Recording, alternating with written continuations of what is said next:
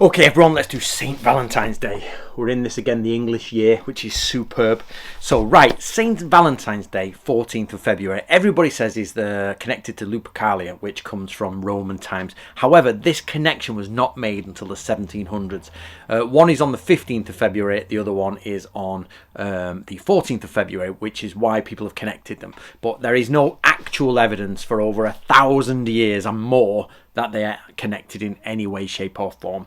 So it seems that the first time things start to get very Valentine's-esque is in Chaucer. Chaucer starts to talk about Valentine's Day, and after that, people like Shakespeare and everything, we start to understand that Valentine's Day is an important thing for lovers. But it's also connected to spring. So the idea is that just before spring is about to burst up and new life and lovers, create new life, etc., etc. So we've got the idea that it's pre-spring, birds, and it's very much connected to birds. So birds are, starting to mate and everything. We're starting to get that idea.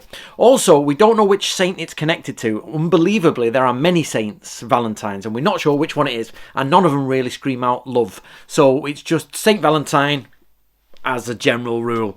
All of them, we don't really know. Obviously, there are theories, but we are not sure. Now, children on this day should visit their neighbours. There should be cakes given to children. And even as well, you can say like Happy Valentine's Day or Be My Valentine or Good Morrow Valentine. And the first child to say it should get a sweet or a reward or some money if they remember on Valentine's. You don't prep them, you wait for them to say it, and technically they should all be rushing to you to be the first.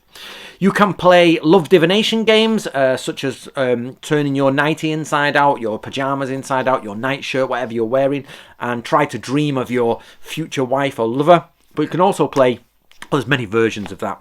You can also do what Samuel Pepys was doing or showing or talking about was in parties. You have a Valentine's Day party and you chop everyone's name up, boys and girls, and you mix it around. Today you might have to not do it quite so boys and girls, but basically you mix it around and then people pick out, or pairs are picked out, and for that day or the next couple of days you have Valentines, and it means the men, unfortunately, because this is traditional, have to buy the girls presents, only small presents, like a new pair of gloves seems to be always there. New pair of gloves, some new material for a dress or a new dress. Obviously not ridiculously expensive, just a cheap dress.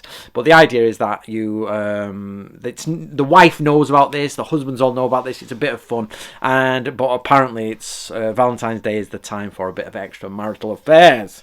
Let's see if my wife will allow me with that.